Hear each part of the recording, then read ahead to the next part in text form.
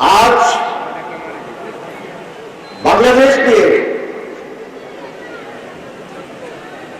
এবং আগামী নির্বাচন নিয়ে নানামুখী ষড়যন্ত্র শুরু হয়েছে। পত্রিকায় দেখলাম আমাদের নিরাপত্তা বিষয়ক উপদেষ্টা ভারতে নিয়েছেন। আমরা দাবি করতে চাই সরকারের কাছে সেখানে কি আলোচনা হচ্ছে, বৈঠকে কি আলোচনা হচ্ছে, গোপনে কোনো আলোচনা হচ্ছে কিনা এই জাতির কাছে তাকে সে সংবাদ সম্মেলন করে পরিষ্কার করতে হবে। 2024-এর আগে এদেশের পররাষ্ট্রমন্ত্রী একবার ভারত সফর করেছিলেন এবং এসে উনি বললেন ভারতের সাথে বাংলাদেশের সম্পর্ক হচ্ছে স্বামী স্ত্রীর সম্পর্ক। আমরা এরকম আর কোন স্বামী স্ত্রীর সম্পর্ক চাই না। জীবন এবং রক্ত দিয়ে বাংলাদেশের মানুষ ভারতীয় আধিপত্যবাদকে এই দেশ থেকে তাড়িয়েছে। ভারতের কোন আধিপত্যবাদ এবং বশ্যতা বাংলার মানুষ আর গ্রহণ করবে না। এই সরকার যদি ভারতীয় অন্যায় আবদার এবং তার অন্যায় সিদ্ধান্তের প্রতি স্বীকার করতে চায় তাহলে আপনাদের পরিণতি অশুভ হবে না, পরিষ্কার বলতে চায়।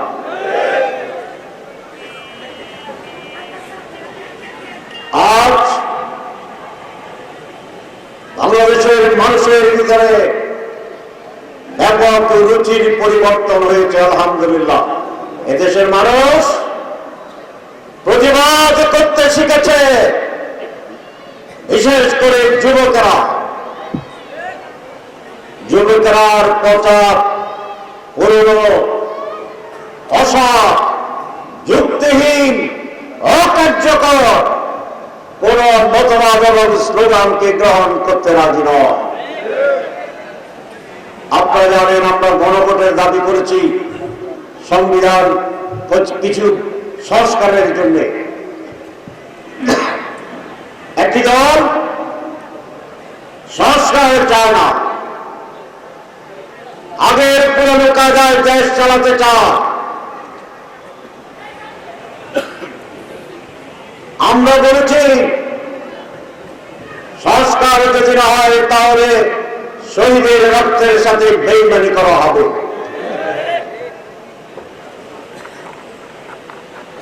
এবং সেই জন্য আমরা গণভোটের কথা বলেছি। গণভোট সরকার বলেছে কিন্তু প্রেস লাগাই দিছে। সেটা হচ্ছে গণভোট এবং জাতীয় নির্বাচন একসাথে হবে তারা বলেছে। আসলে দুটো এক জিনিস নয়। জাতীয় নির্বাচন হচ্ছে রাষ্ট্র এবং দেশ পরিচালনার জন্য মানুষ কাকে ম্যান্ডেট দিবে তার একটি নির্বাচন। আর গণভোট হচ্ছে আমরা যে সংস্কারের প্রস্তাব করেছি সেই সংস্কারগুলো গৃহীত হবে কি হবে না তার একটি গণম্যান্ডেট, রেফারেন্ডাম। কিন্তু ওই দলটি আলাদাভাবে গণভোট চায় না। কারণ হচ্ছে ঢাকা বিশ্ববিদ্যালয়ের কেন্দ্রীয় ছাত্র সংসদ নির্বাচন, কারণ জাহাঙ্গীরনগর ইউনিভার্সিটি ছাত্র সংসদ নির্বাচন জাকসু, কারণ রাকসু রাজশাহী বিশ্ববিদ্যালয়, কারণ চাকসু চট্টগ্রাম বিশ্ববিদ্যালয়ে ছাত্র সংসদ নির্বাচন। ডাকসু নির্বাচনের আগে যদি আমরা আত্মহত্যা করে দর্জনে বলতাম যে ডাকসুতে এবার শিবির পূর্ণ পুনরের বিজয় লাভ করবে, তাহলে কেউ বিশ্বাস করত না। কোন সরকার বিশ্বাস করত না, বুদ্ধিজীবীরা বিশ্বাস করত না, ডিপ্লোমেটরা বিশ্বাস করত না। কারণ এটাকে মানুষ মনে করতে অসম্ভব। ঢাকা বিশ্ববিদ্যালয়ের উচ্চ শিক্ষিত আধুনিক মেধাবী তরুণেরা শিবিরকে ভোট দেবে, হতে পারে না। ছেলেরা দিবে হতে পারে, কিন্তু মেয়েরা দেওয়ার তো প্রশ্নই আসে। কিন্তু যখন রেজাল্ট হয়ে গেল, আমি সেই ডাকসু নির্বাচনে প্রত্যক্ষভাবে জড়িত ছিলাম। রাত 3:30 পর্যন্ত নানা গুঞ্জন, নানা আয়োজন, ডিস্টার্ব করার নানা ধরনের ব্যঞ্জন ছিল। আমরা পাহাড়ের মতো দৃঢ়তা নিয়ে সেদিন অবস্থান গ্রহণ করেছিলাম। রাত 3:30টায় পরিষ্কার হয়ে গেছে শিবির সমস্ত ষড়যন্ত্র মোকাবেলা করে সকল পূর্ণ প্যানেলে 3 গুণ ভোট, ছাত্রদল 5,000, ছাত্র শিবির 15,000 ভোটে জিতে গেছে। সবাই স্তম্ভিত হয়ে গেছে, ভেবেছে ঢাকা বিশ্ববিদ্যালয়ে একটা অ্যাক্সিডেন্ট হয়েছে, কিন্তু জাহাঙ্গীরনগরে জিতবে না। জাহাঙ্গীরনগরে ভোটের দিন 48 ঘন্টা লাগছে রেজাল্ট দেওয়ার জন্য। আপনারা দেখছেন না টেলিভিশনে? জিতে গেছে, ভাবছে ঢাকার প্রভাব জাহাঙ্গীরনগর কাছে সেখানে পড়ছে, রাজশাহীতে জিতবে না। তো রাজশাহীতে জিতছে না জিতে নাই? আর চট্টগ্রাম বিশ্ববিদ্যালয় যখন ঘোষণা হয়েছে তখন অবশ্য বলছে না, সিটাং তো আগ থেকে শিবির। তাহলে না কেন? তারা বুঝছে যদি জাতীয় নির্বাচনের আগে সংস্কার নিয়ে যদি একটা গণভোট হয়, তাহলে 80% লোক আমাদের পক্ষে রায় দেবে। তাহলে জাতীয় নির্বাচনের আগে যদি 80% আবার আমাদের দিকে চলে আসে, তাহলে জাতীয় নির্বাচনের রায় বোঝা যায় না। সেই জন্য বলছে যে একদিনে না হলে জীবনে মানিব না। গভর্নমেন্ট তাদের সহযোগিতায় পা দিয়েছে। আমি আজকে সাংবাদিক সম্মেলনে বলেছি, যে সরকার জনগণের সাথে প্রতারণা করেছে এবং বিশ্বাসঘাতকতা করেছে, জনগণের মনের ইচ্ছার প্রতিফলন ঘটে না। মানুষ এবার পরিবর্তন চায়।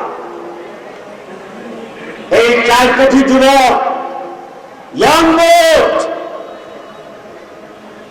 4 জায়গায় তো প্রমাণ করেছে কাকে ভোট দেবে। কারণ তারা যুদ্ধের ভিতরে একটা মানবিক মানসিক পরিবর্তন হয়েছে, যে সারা বিশ্বব্যাপী। নেপালে দেখলেন না?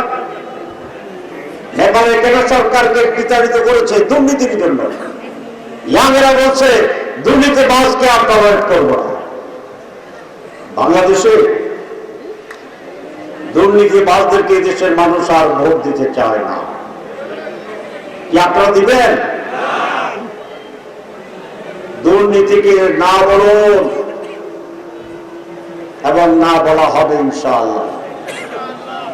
দখলবাজদেরকে মানুষ ভোট দেবে না, টেন্ডারবাজদেরকে ভোট দেবে না।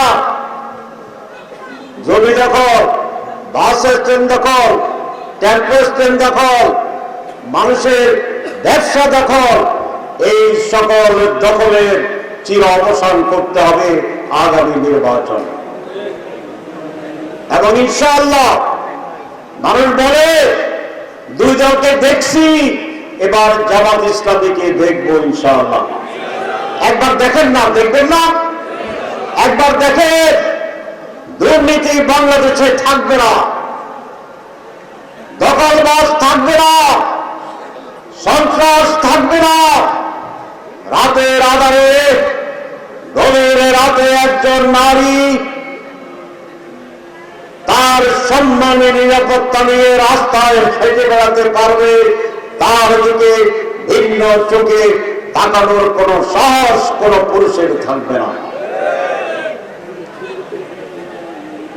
আপনি রাতের বেলায় দোকানের শাটার খুলে দেওয়ার বাড়ি যাবেন, দোকানে চোর ঢোকার সাহস করবে না।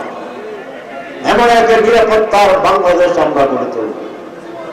যুবকেরা চাকরি পাবে, মহিলারা অধিকার পাবে, সকল সম্প্রদায়ের মানুষ তার পূর্ণ স্বাধীনতা এবং অধিকারকে পরিপূর্ণভাবে ভোগ করতে পারবে।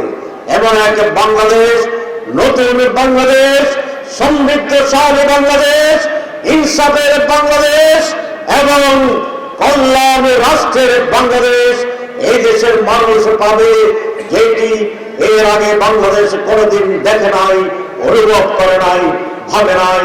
এক নতুন সমৃদ্ধশালী বাংলাদেশ উপহার দেবে ইনশাআল্লাহ, আমরা যদি ক্ষমতায় যেতে পারি। 54 বছর আপনার যে নির্বাচনে ভোট দিয়েছেন, সরকার পরিবর্তন হয়েছে, নতুন সরকার এসেছে, কিন্তু ভাগ্যের পরিবর্তন হয়নি। শুধু একবারের জন্য আমাদেরকে ভোট দিয়ে আপনারা টেস্ট করে দেখুন আমরা কিভাবে এই জাতির ভাগ্য পরিবর্তনের জন্য কাজ করতে পারি ইনশাআল্লাহ। আমি এই জন্যই আবেদন জানিয়ে শেষ করতে চাই যে একবারের জন্য আপনারা অনেকেই তো আমাকে বারবারই ভোট দিয়েছেন, কিছু দিতে পারেন নাই, নানা কারণে বলছি। এইবার শতভাগ শ্রীপুরের ভাই এবং বোনেরা এবং যারা আজকে আসতে পারেন সকলের কাছে আপনারা আমার আবেদন পৌঁছাবেন, একটি বারের জন্য আপনারা দাঁড়িপাল্লা মার্কায় ভোট দিয়ে জয়যুক্ত করে আপনাদের এই সন্তানকে আপনাদের পাশে, আপনাদের উন্নয়নে, আপনাদের অধিকার প্রতিষ্ঠায়, আপনাদের কল্যাণে যেন আমি ভূমিকা নিতে পারি সেই সুযোগ দেবেন। আপনাদের সবাইকে ধন্যবাদ। আসসালাম।